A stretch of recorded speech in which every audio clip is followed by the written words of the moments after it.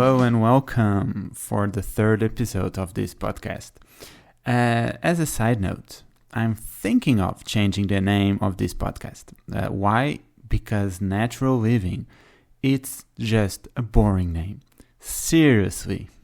How I managed to get a boring name? Well, it's because I was trying to set up the podcast on YouTube, and YouTube is asking me about the name of the channel. And okay, I just figured it out during the process of registering the podcast, but I'll be changing the name if it's possible on YouTube. I think yes.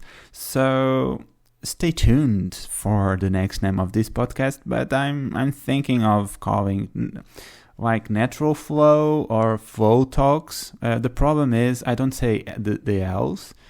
So having a name with an L is quite difficult and challenging for me. So I'm still trying to figure it out what name I will call this podcast.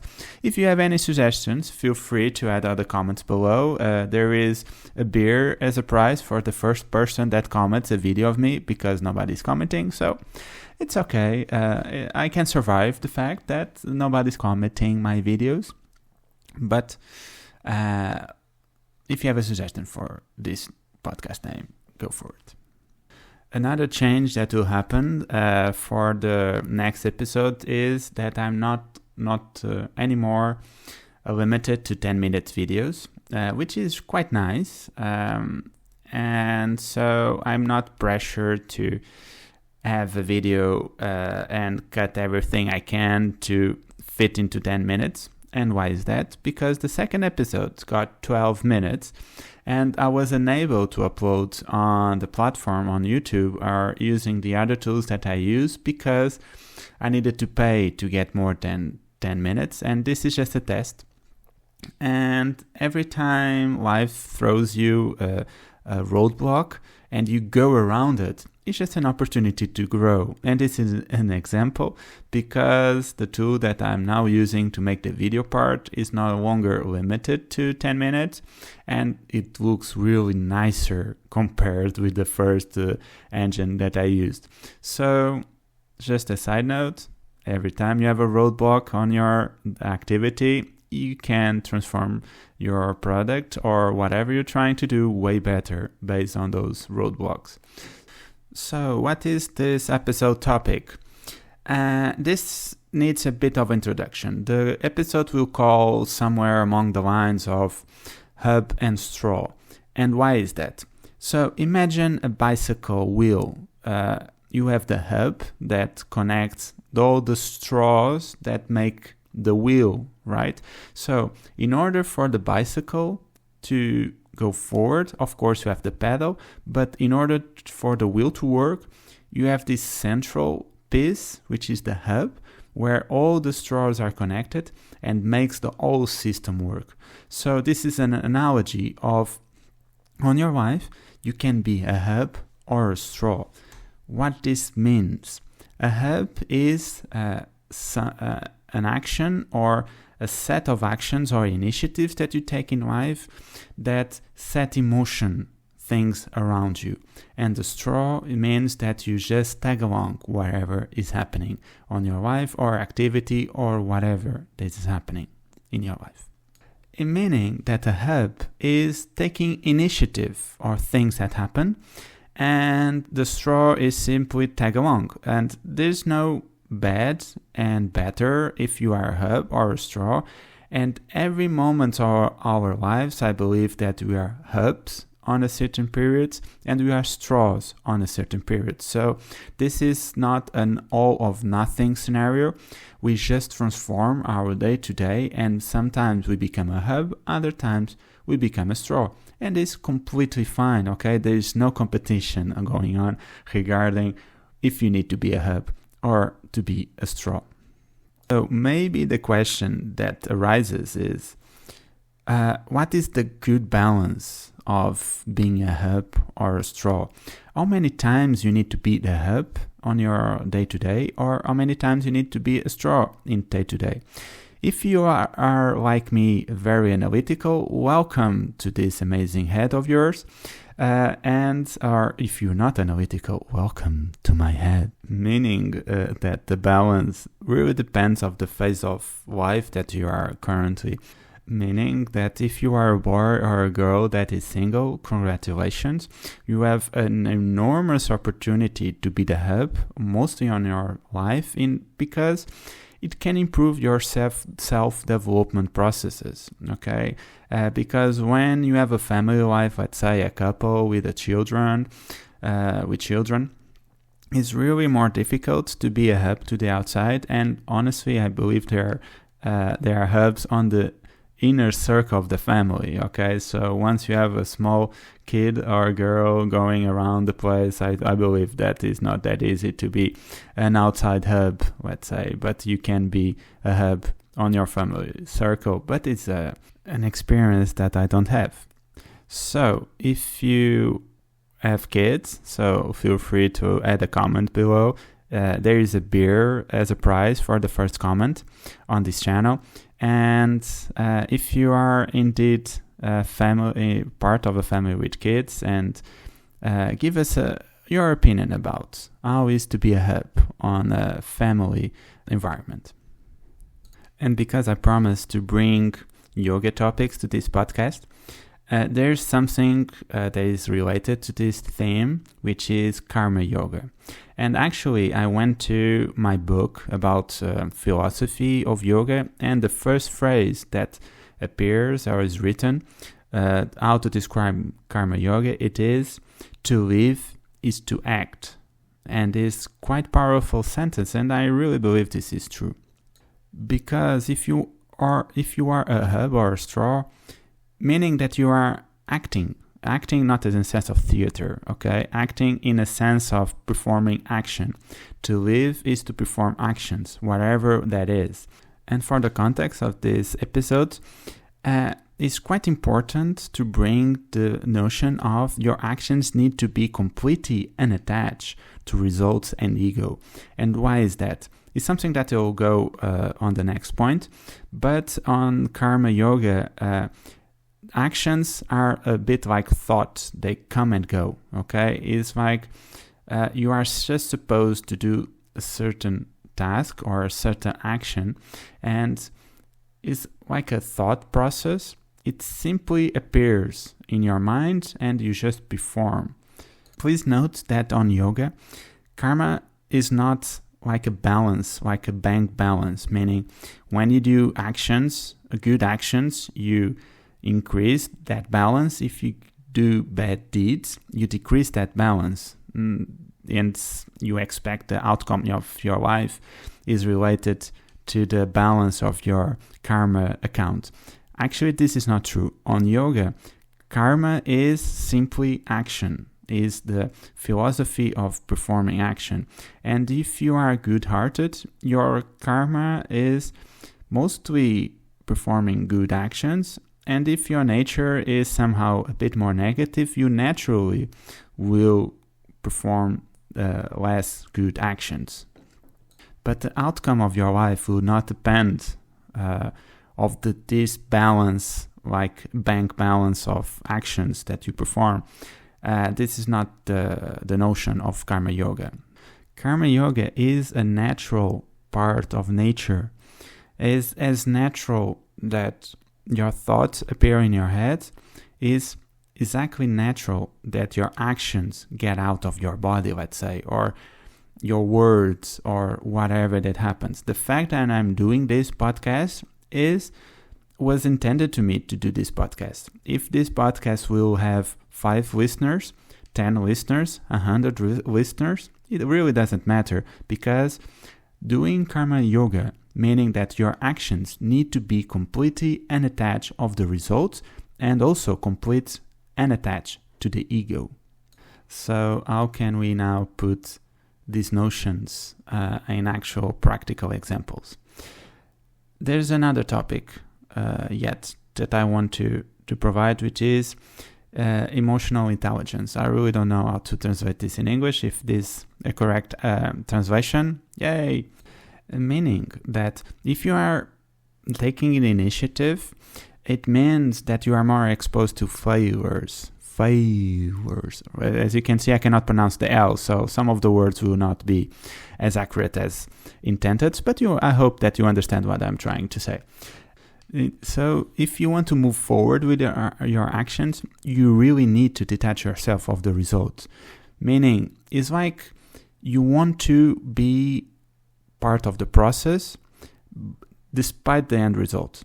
If I'm doing, for example, this podcast, okay, I really enjoy the fact that I'm learning a new skill. It's not easy to speak to a microphone with an audio bar in front of you and on a second language that some of my pronunciation is not accurate. And this is challenging, okay, but it's also fun because I imagine some Easter eggs that I put here and there, and some of my friends get those, which is quite funny. And this is doing an action despite the end result, okay?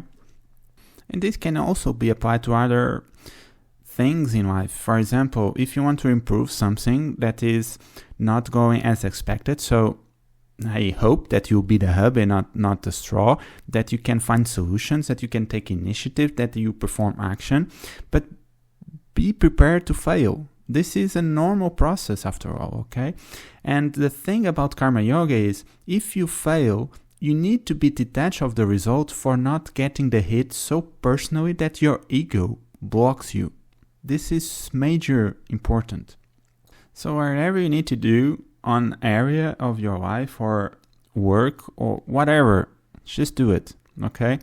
The fact that you are doing something, if you fail, is just a learning curve that will happening. So you continuously need to make small changes, incremental changes, and hopefully step by step, your end results will appear, and you can adapt as the way you go. You can adapt your actions accordingly, okay? Depending on the feedback that you receive from the outside world, okay? It's perfectly fine, but don't let that errors, those failures to get into your ego that can emotionally block you or emotionally drain the energy out of you. This is super important, okay? And if you remember the definition of Einstein when he said that the definition of insanity is to do the same thing all over again and expect different results.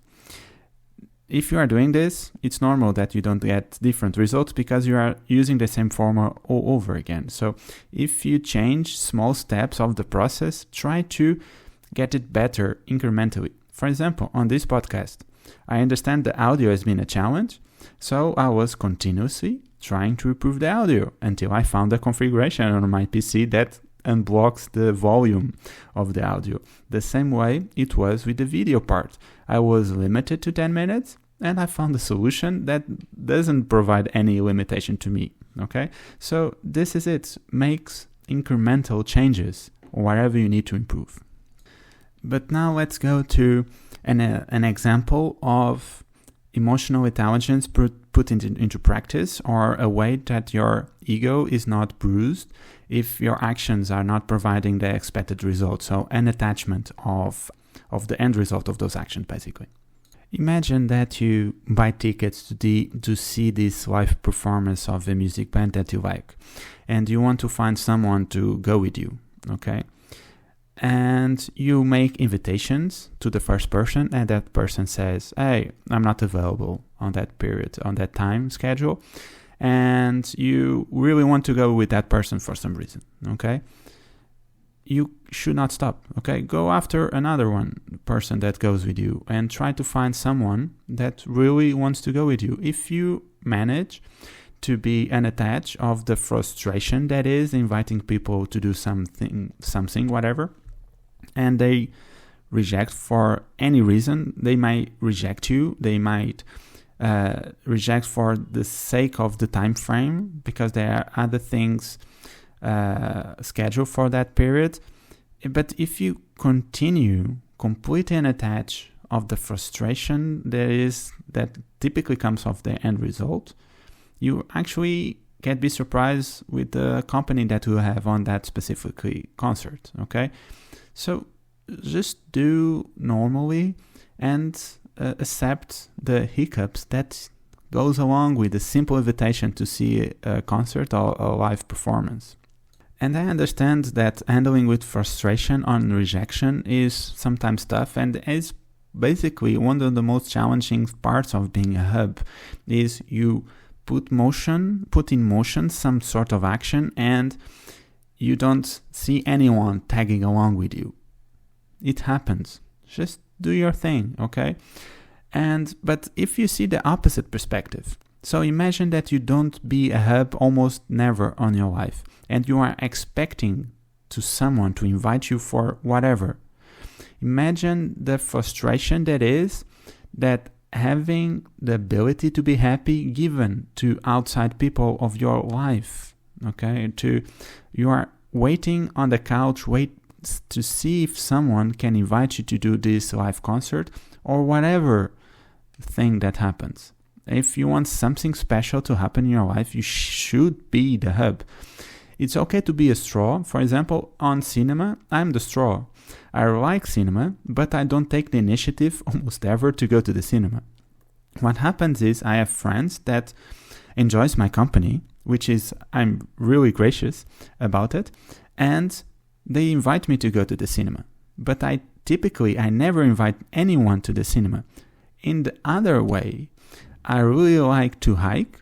So every time I go, I found a trail or a map that I really want to try. I'm the first guy to say, hey, let's do this. When are you available? Okay. So on Karma Yoga, this is balancing. Okay. Some people really they go into concerts, going to the cinema, they invite you. If you really like to go on hikes like me, it's normal that I invite people to go with me. So world balances itself like this, okay? It's not expected for me to be the hub all the time, as you to be the hub all the time, as also it's not expected of you, hopefully, okay, to be the straw. You should take initiative. Don't wait on the couch to see things happening. Things don't appear on the sky and happen in front of you. So if you are in a phase that is more or less calm, you want to see more things in motion, take the initiative. Just be the hub, okay? You will be rejected. There are moments that you get frustrated, but it's normal, okay? Just unattach yourself of the end result of your actions or initiative. And I strongly believe that having more control in your life, it means that we need to be the hub more times than we are the straw. Okay? Yet again, there's nothing bad being as the straw. It's okay. But if you want things to happen, positive changes to happen, if you are unsatisfied of the course of your whatever you're doing, you need to be the hub. Okay? Things will not appear on the sky. And changes will unfold before you, okay? This doesn't happen. So if you are unsatisfied with something, just be the hub. So enough talk regarding philosophy, let's say, or opinions. I will give you a personal example, what this means being a hub or straw or taking initiative on life. For example, I really like to hike, as I said previously. And sometimes what happens is the people that I go to hikes with, they don't have the same availability as me, meaning sometimes they cannot go on a given day, or they just need to rest a bit longer than others, or simply they don't live close to you to spontaneously go on a hike, okay? So, and another way is that hiking is a great way to increase your social circle, which is terrific. And it's quite annoying if I was doing hikes alone, right? So for the ones that know me, which is practically everybody on this audience, you already know that eventually I will create a meetup to do hikes, okay? So this is the dilemma, which is, do or do not create a meetup on the meetup website to do hikes, to organize hikes, okay? Which will be interesting to not only to have more days available to do this kind of stuff, but also to bring new people, to onboard new people in my social circle. And this as is pros and cons. So I will try to explain to you why I am battling this.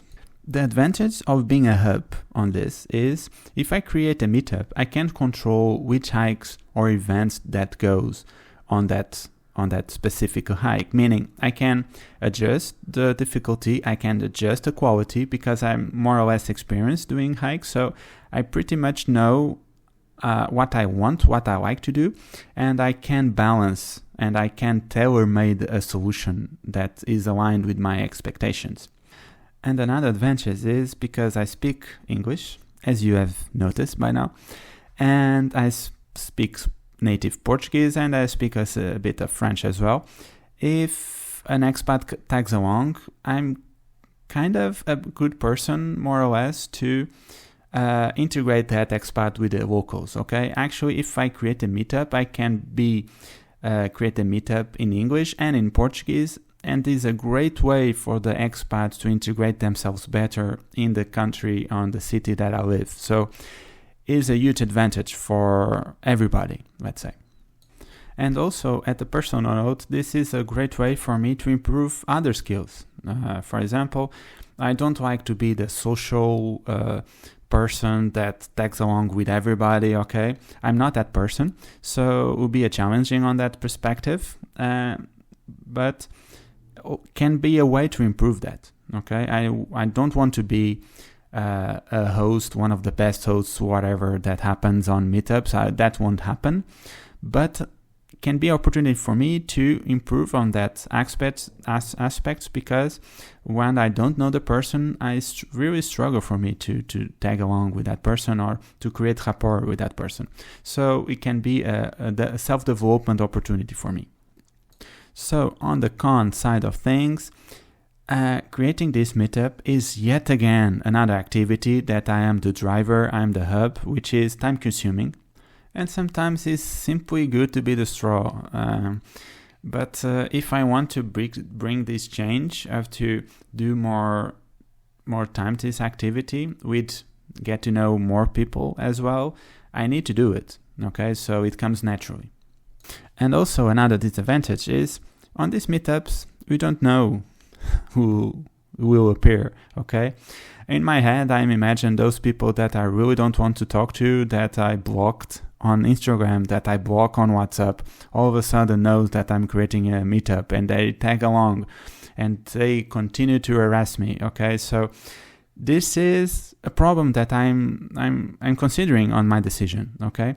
Because you don't control who are the persons that will tag along with you, okay? And even, for example, there's if a person appears and doesn't have any notion how to do a hike of 20 kilometers, and after 8 kilometers or even less, he's complaining, hey, I cannot do anything. Or you tag along, or you just go back. You know, is what it is, and gives you headaches that if you are a straw, you simply don't have it because you delegate that to the hub of that group or that activity or set of hubs on that activity. If I take the initiative, I need to deal with this myself, okay? So this is a risk that I'm considering to mitigate or not, or to handle or not, basically, okay? And another con is time. Because I don't have much time left not in the world, hopefully. I don't have much time free or free time. It happens when you have 200 hobbies and you want to do everything and you still need to work because the house doesn't pay itself. And if you want to have a bigger house, you need to save money, so you still need to work. It's unless you want to sponsor me, hey, be my guest. But I need time, okay? And being the hub on this kind of stuff, it's time consuming, to be honest. And I'm not sure when I have the time to do it. And the last con is the energy required to socialize, because I'm not a guy that really handles large groups, and I'm better at one-on-one, 1 or 2 conversation. If I am on a group of 3 or 4 or 5 or whatever, I'm not the same person, okay? And it can draw my social energy. It's another con, so I need to be prepared with. And this is pretty much what's happening in my head, while considering the fact that if I will be a hub on this specifically project or not. Meaning, if I create this meetup, you already know what happened in my head or what was the process inside my head to make this decision.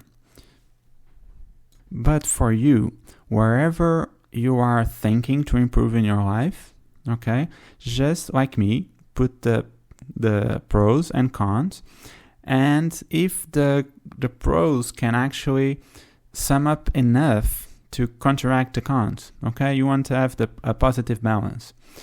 And for me, for this meetup, is just to have some of my weekend days doing something that I like, and in a way to also get to know new people and to get tag along with my friends that also do hikes with me. So it will be the perfect of the two worlds, right? So as me, you do your analysis, and if you want to be a hub on the specifically project, just do it, okay? Just make the sum. If the balance is positive, just do it, okay? And that's it. For someone that is past the 10 minutes limitation, I'm going wild this time, okay? So I hope that you like this episode. Even though it's almost on the 30-minute mark, I really don't know after editing how much it will be. So if you like, please subscribe, press the like button or smash that like button, or I don't know, just do whatever you want to, okay? So have fun.